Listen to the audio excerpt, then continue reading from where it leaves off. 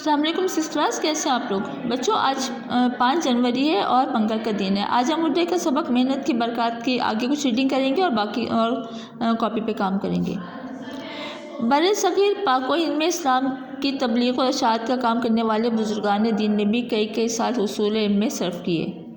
ہزاروں میل سفر کر کے ہندوستان آئے اور لوگوں کے دلوں کو اللہ تعالیٰ کے دین کی روشنی سے منور کیا۔ بچوں، پہلے کے زمانے میں ٹرین، بس، ہوائی جہاز وغیرہ نہیں ہوتے تھے، تو پہلے کے لوگ اتنی دور دراز کا سفر پیدل کرتے تھے صرف اس لیے کہ وہ علم حاصل کریں اور اللہ تعالیٰ کے پیغام کو حاصل کریں، اس کے بعد وہ دنیا میں پھیلائیں۔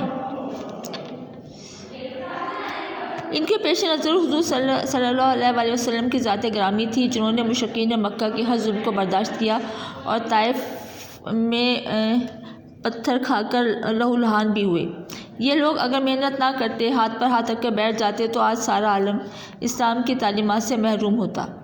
انسان کی حیثیت ایک پودے کی سی نہیں کہ ایک ہی جگہ پر کھڑے تناور درخت بن جائے، بلکہ اس کی زندگی میں نکھار، معیار اور وقار محنت ہی ہے۔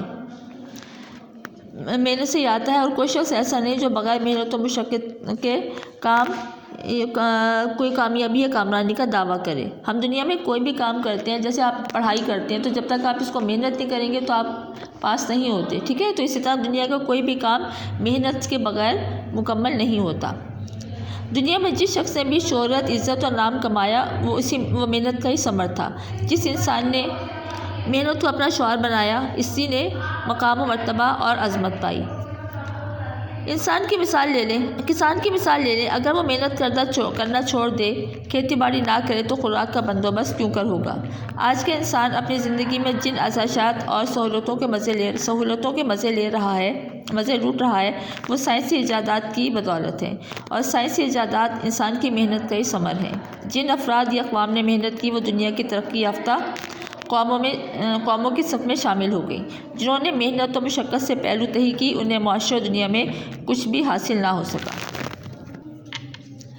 ایک طالب علم اگر سارا سال کچھ نہ پڑھے، وقت ضائع کرے اور پڑھائی کے لیے محنت نہ کرے، تو سال کے آخر میں ناکامی کے سوا اس کا کیا نتیجہ نکل سکتا ہے؟ اس کے مقابلے میں جو طالب علم سارا سال محنت کرتا رہتا ہے، کامیابی اس کے قدم چومتی ہے۔ بچوں، آج یہاں تک ریڈنگ ہے، اس کے بعد ہم کاپی پہ کام کریں گے۔ جو کل ہم نے اس کے الفاظ معنی اور 4 سوال کیے تھے، آج ہم اس کے 3 سوال اور جملے کریں گے۔ سوال نمبر 5 ہے، ہمارے پیارے نبی صلی اللہ علیہ وسلم اپنے کون سے کام اپنے ہاتھ سے کرتے تھے؟ ہمارے پیارے نبی صلی اللہ علیہ وسلم اپنے جوتے خود گانٹھتے، یعنی کہ جوتے جب پھٹ جاتے ہیں تو ہم ٹوٹ جاتے ہیں تو ہم موچی کو دیتے ہیں، لیکن وہ اپنے جوتوں کی سلائی خود کرتے تھے اور اپنے پھٹے کپڑوں کو پیوند بھی خود لگایا کرتے تھے۔ سوال نمبر 6 ہے، ہمارے لیے کن کی زندگی مشعل راہ ہے؟ اس کا جواب ہے، تحریک پاکستان میں شامل کئی شخصیات ایسی ہیں جن کی زندگی ہمارے لیے مشعل راہ ہے۔ سوال نمبر 7 ہے، انسانی زندگی میں نکھار کیسے آتا ہے؟ اس کا جواب ہے، انسانی زندگی میں نکھار محنت سے ہی آتا ہے، ٹھیک ہے؟ اس کے بعد ہم کریں گے جملے۔ سوال ہے، ان الفاظ کو جملوں میں اس طرح استعمال کریں کہ ان کا مفہوم واضح ہو جائے۔ الفاظ ہے کاہل، اس کا جملہ ہے، کاہل اور سست انسان معاشرے کے لیے قابل قبول نہیں ہوتا۔ تبلیغ، بر صغیر پاک و ہند میں بزرگان دین نے اسلام کی تبلیغ کی۔ شہرت، دولت، عزت اور شہرت محنت کا ہی ثمر ہے۔